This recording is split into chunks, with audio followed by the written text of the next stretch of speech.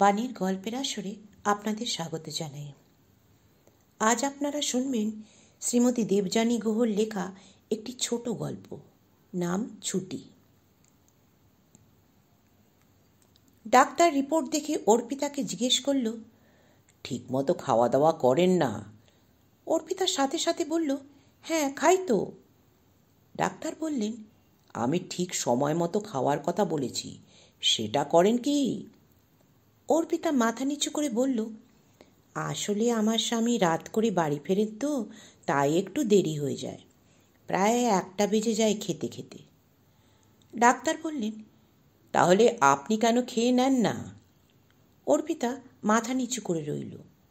তারপর ধীরে ধীরে বলল, খুব খিদে পেয়ে যায়, সত্যি বলছি।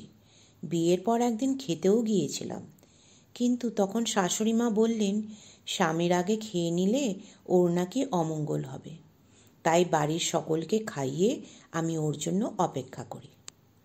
সুপ্রতীক বাইরে থেকে টুকটাক কিছু খেয়ে বাড়ি ঢুকে, তাই এসে খেতে চায় না। দুপুরেও দোকান থেকে বাড়ি ফিরতে ওর 4টে বেজে যায়। ডাক্তার বলল, বুঝলাম, কার কি অমঙ্গল হবে জানি না, তবে আপনার যা অমঙ্গল হওয়ার ছিল সেটা হয়ে গেছে। দীর্ঘ 10 বছর এই চরম অনিয়মের ফলে আপনার হাতে এখন খুব বেশি সময় নেই। অর্পিতা ডাক্তারের কথা শুনে কেমন যেন চুপ করে গেল। মাঝে মাঝে পেট কামড়ে ব্যথা করতো বটে, কিন্তু সেটা যে ওর প্রাণনাশের কারণ হয়ে দাঁড়াবে সেটা কখনো ভাবেনি অর্পিতা। ধীরে ধীরে ব্যাগটা হাতে নিয়ে ডাক্তারের চেম্বার থেকে বের হতে যাওয়ার আগে ডাক্তার বললেন, এতদিন তো সবার জন্য ভাবলেন, এবার না হয় নিজের জন্য একটু ভাবুন। বাসায় আস্তে আস্তে অর্পিতা ভাবছিল, বাবুইটা এখনো কত ছোট, মা না থাকলে কে দেখবে 3 বছরের শিশুকে? তারপর ওর এই সাজানো সংসার সব কিছুই তো উলটপালট হয়ে যাবে এক নিমিষে। সুপ্রতীক তো ওকে ছাড়া কিছুই বোঝে না, কি হবে ওর? শাশুড়ি মাই ভাই এই বয়সে কিভাবে সংসার সামলাবে?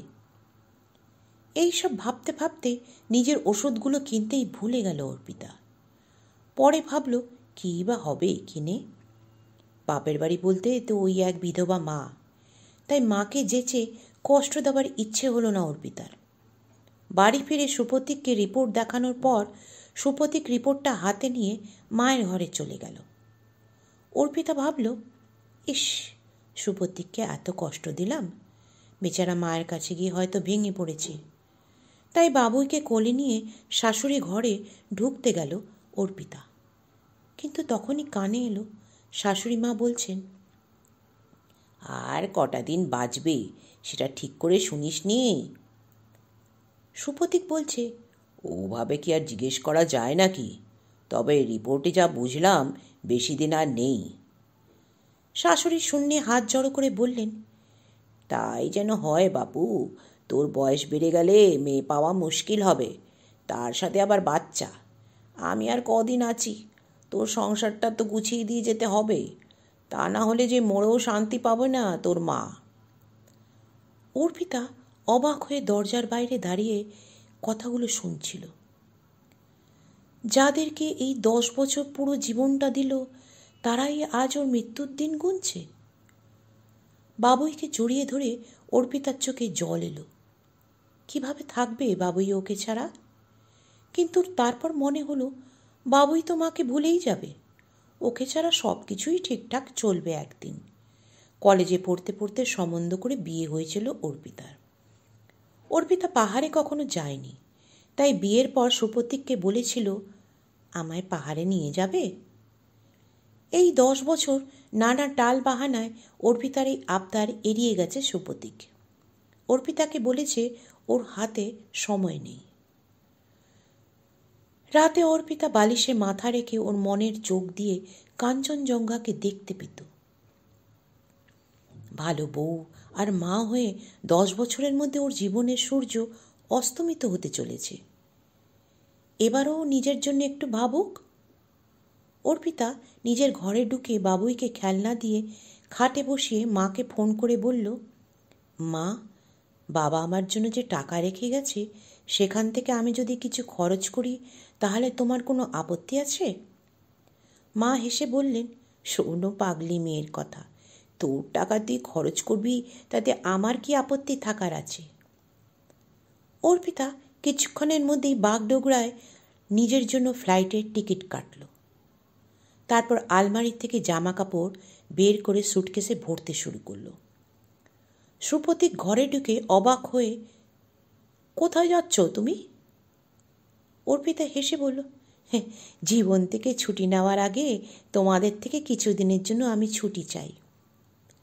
সুপ্রতীক বলল, তোমার শরীরের এই অবস্থা, কোথায় যাচ্ছ তুমি, সেটা বলবে কি? অর্পিতা বলল, কাঞ্চনজঙ্ঘা যে আমায় দুহাত বাড়িয়ে ডাকছে। জীবনে তো একটাই ইচ্ছে ছিল, সেটাও যদি পূরণ করতে না পারি তাহলে আর কি বাঁচলাম বলো? সুপ্রতিম রেগে গিয়ে বলল, তোমার কি মাথা খারাপ হয়ে গেছে নাকি? ওখানে গিয়ে যদি একটা ভালো মন্দ কিছু হয়ে যায় তখন? অর্পিতা জামা কাপড় গোছাতে গোছাতে বলল, আমার ভালো মন্দ যত আগে হবে, তোমার হবু স্ত্রীর বয়স ততই কম হবে। সুপ্রতীক কিছুক্ষণ চুপ থেকে বলল, আর বাবুইয়ের কি হবে? অর্পিতা বলল, বাবুই তো তোমারও ছেলে, এখন থেকে তো তোমাকেই সামলাতে হবে। বাবার সাথে মায়ের দায়িত্বগুলো তোমাকেই পালন করতে হবে। এই বলে বাবুইয়ের গালে আদর করে অর্পিতা বলল, বাবুই যখন বড় হবে তখন তুমি ওকে বলো ওর মা জীবনের সায়ান্নে এসে নিজের একটা মাত্র স্বপ্ন পূরণের জন্য ওকে ছেড়ে ছুটি নিয়েছিল। বাবুই আমাকে ভুল বুঝবে না, কারণ ততদিনে ও নিজেও স্বপ্ন দেখতে শিখে যাবে। যাওয়ার সময় শাশুড়িকে বলল, আপনার ছেলের সব অমঙ্গল আমি গায়ে মেখে চললাম মা, আপনি একদম চিন্তা করবেন না।